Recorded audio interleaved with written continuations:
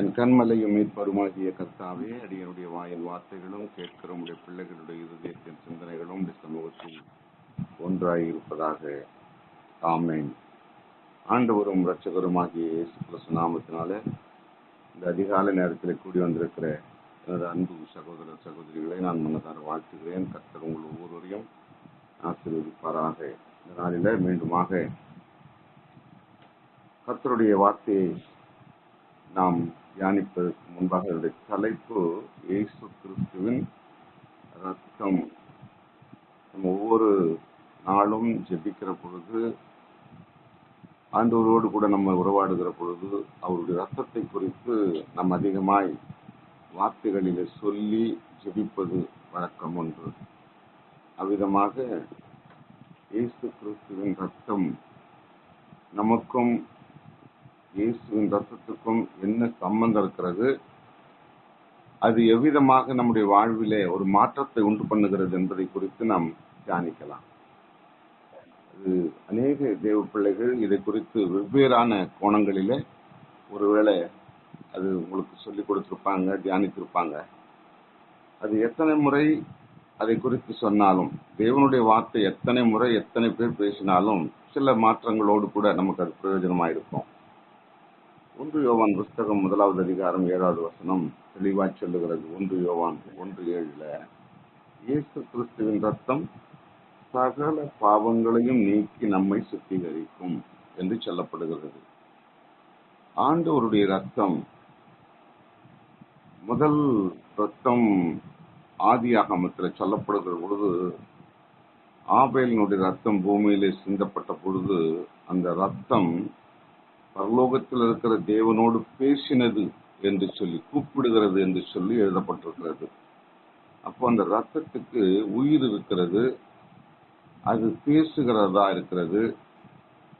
ஆகவே அப்படிப்பட்ட அந்த ரத்தத்தை தேவகுமாரனாகி கிறிஸ்து இந்த பூமியிலே சிந்தினார். எதற்காக சொன்னா, நம்ம எல்லாம் மீட்கும்படியாக. அதுக்கு மீட்பு உண்டாகக்கூடிய அந்த வல்லமை இருக்கிறது.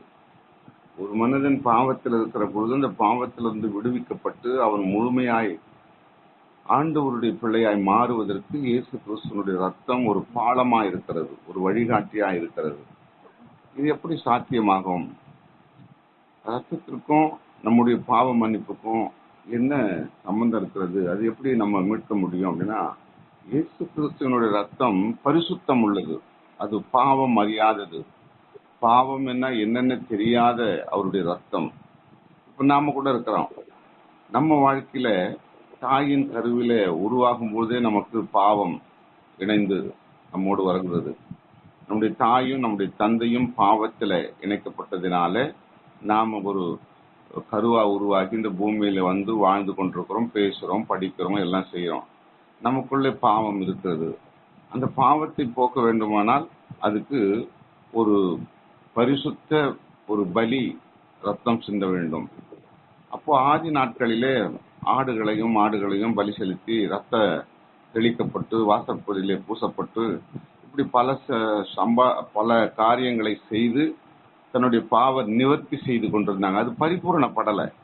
அதனாலதான் தன்னுடைய சொந்த குமாரனாகிய கிறிஸ்துவை இந்த உலகத்திற்கு அனுப்பி அது பரிபூரணப்பட வேண்டும் என்பதற்காகவே, அதாவது என்ன பரிபூரணப்படணும்னா, ஒரு மனிதனுடைய பாவம் முழுமையாய் கழுவப்பட்டு அவன் புதிய மனிதனாக மாற வேண்டும் என்பதற்காக இயேசு கிறிஸ்துவே இந்த பூமியில வந்து நமக்காக ரத்தத்தை சிந்தினார்.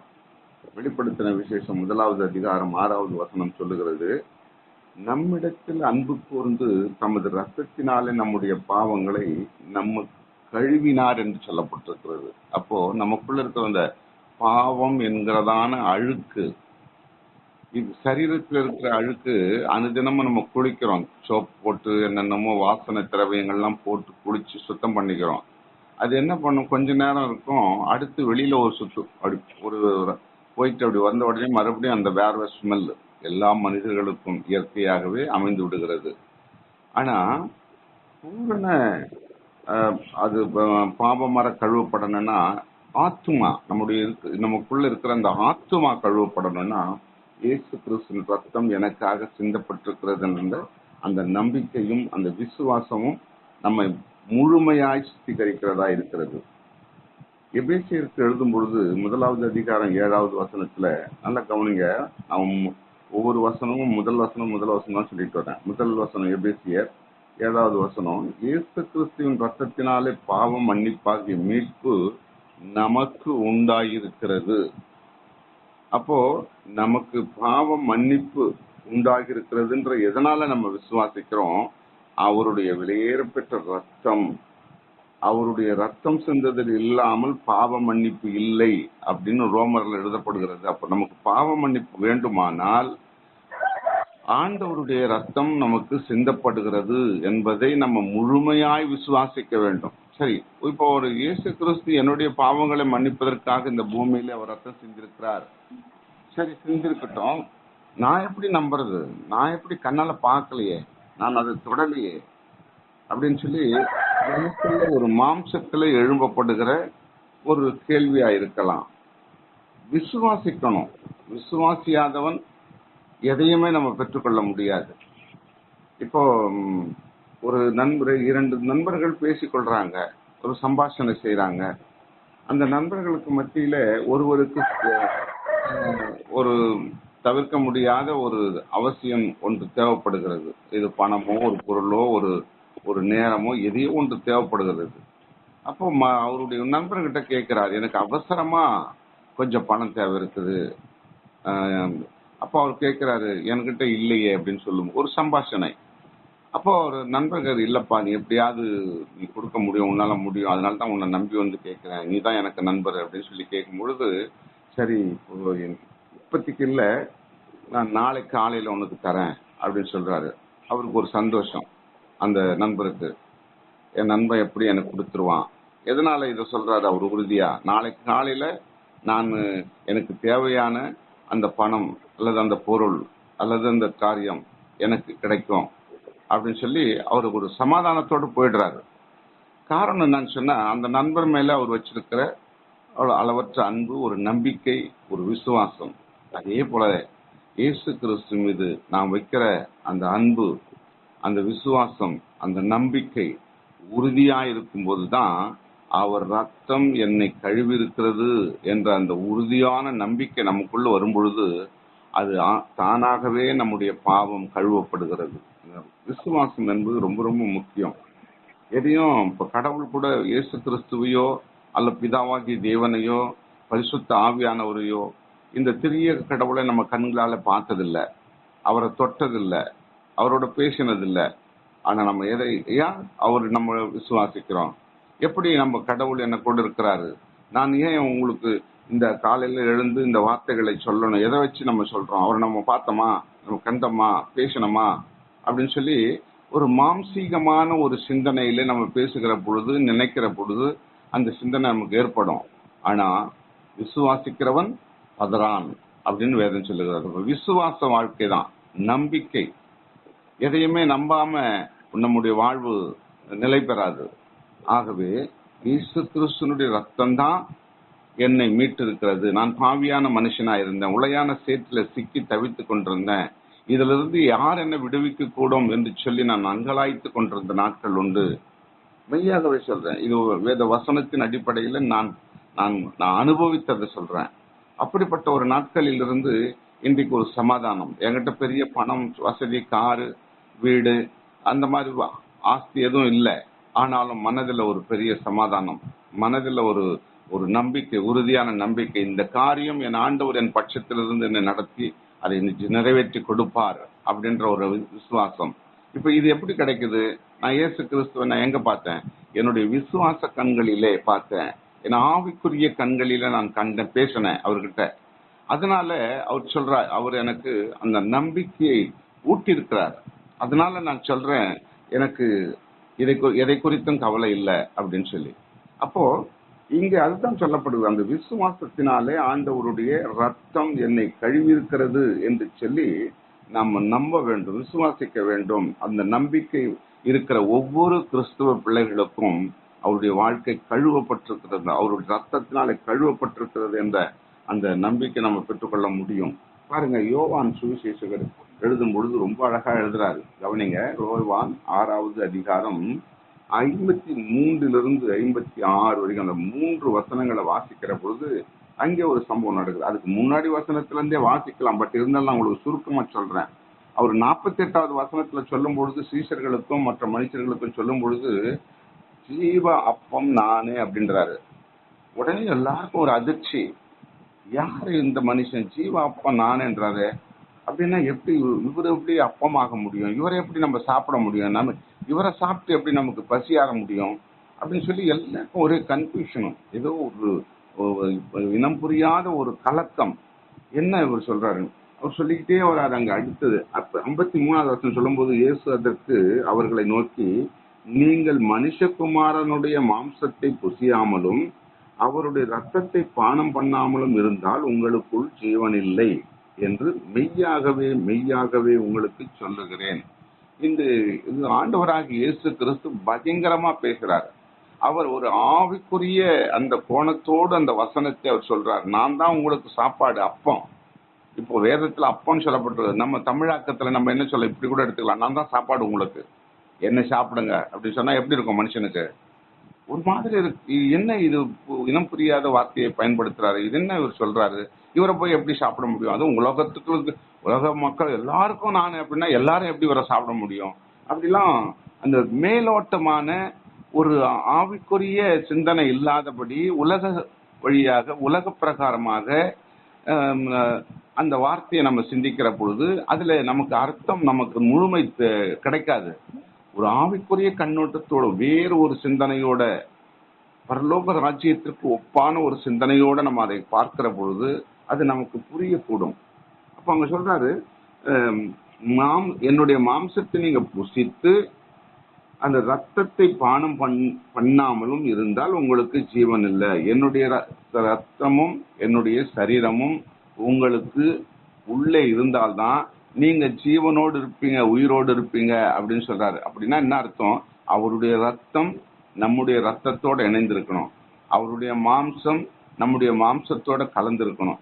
இது ரெண்டும் மிங்கிள் ஆகணும், ஒன்றுக்கு ஒன்று உள்ளுக்குள்ள ஆகணும். அப்படி ஆகும்போதுதான் நான் கிறிஸ்தவன், நான் கிறிஸ்தவள், மாம்சமும் ரத்தமும் ஒன்றாய் கலந்திருக்கிற பொழுதுதான் ஒரு முழுமை பெறுது.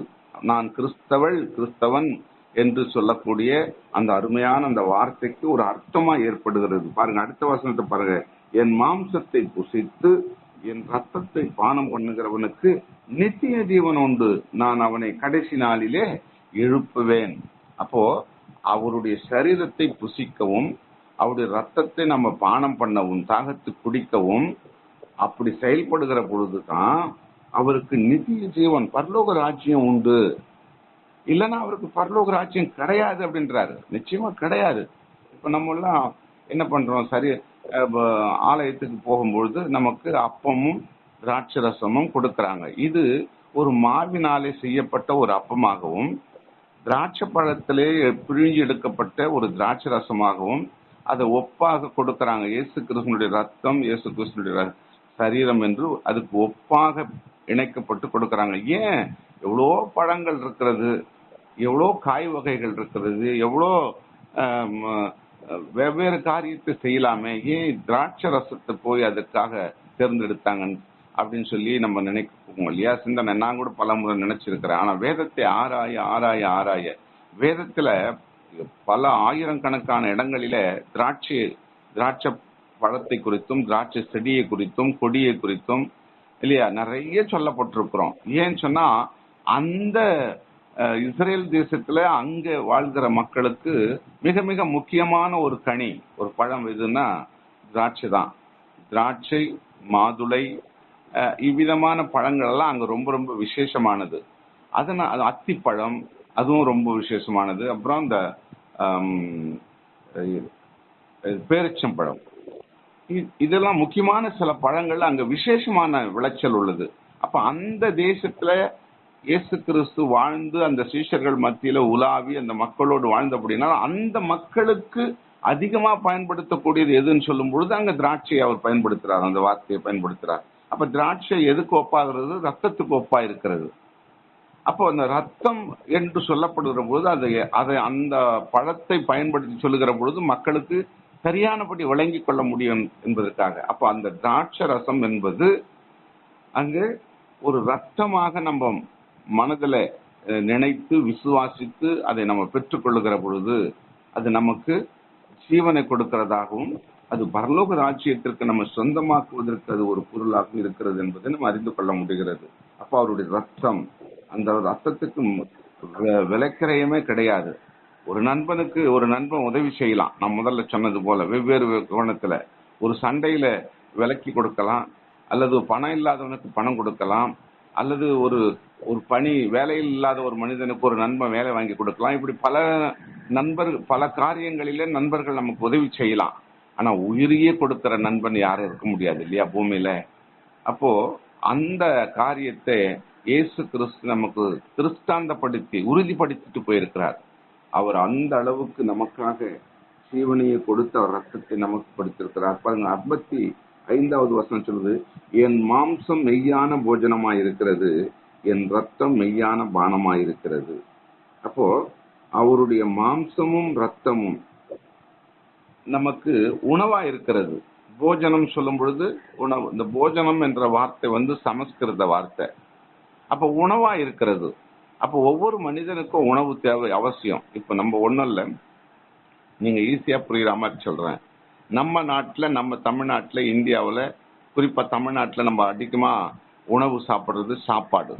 அதாவது இந்த அரிசியில வெந்த சோறு என்கிறதான இந்த உணவை தான் நம்ம அதிகமா பயன்படுத்துறோம்.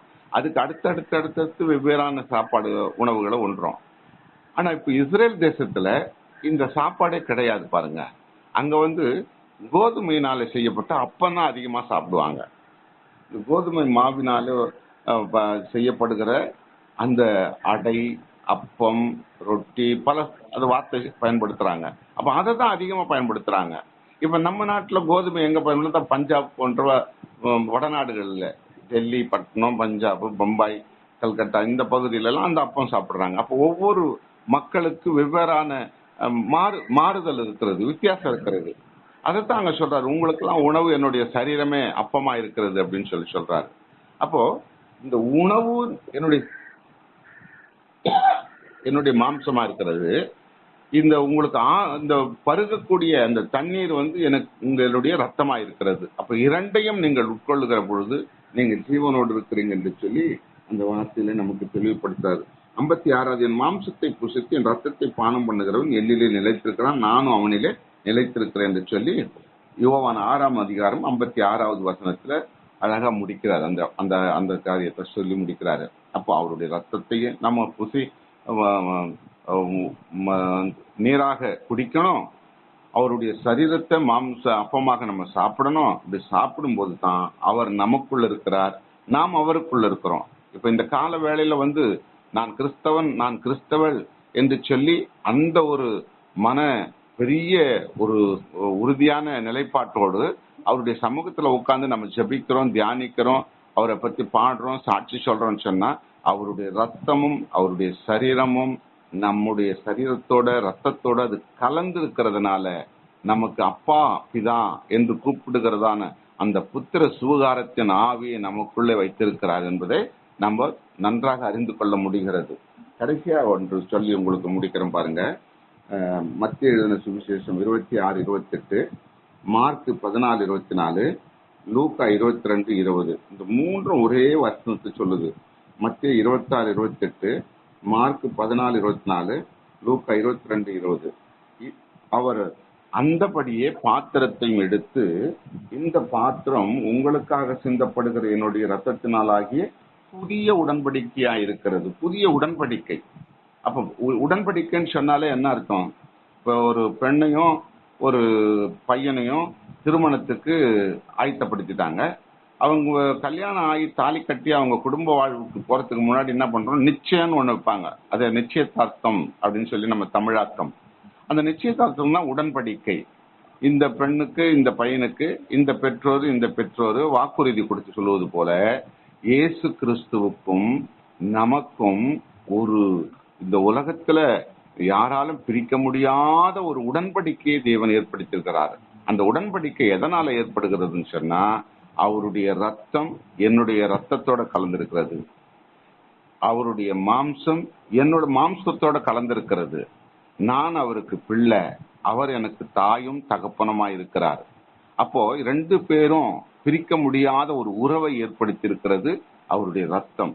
இந்த ரத்தத்துக்கு இருக்கிற பவர், அதனுடைய அதனுடைய அந்த உச்சரிப்பை நம்ம ஒரு அழுத்தம் கொடுக்கக்கூடியதா இருக்கிறது. அப்படிப்பட்ட ஒரு பிரிக்க முடியாத ஒரு உறவை, ஒரு தாயின் தொப்புள் கொடியின் மூலமா எப்படி ஒரு கரு உண்டாகி ஒரு குழந்தை இந்த உலகத்துக்கு வருகிறது.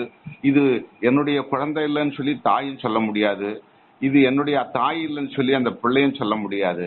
அந்த அளவுக்கு ரத்தத்துல ஊன்றி அது வெளியே வருகிற போது அந்த 2ஐயும் பிரிக்கக்கூடியது எதுன்னு சொன்னா அந்த தொப்புள் கொடின்னு சொல்லுவாங்க.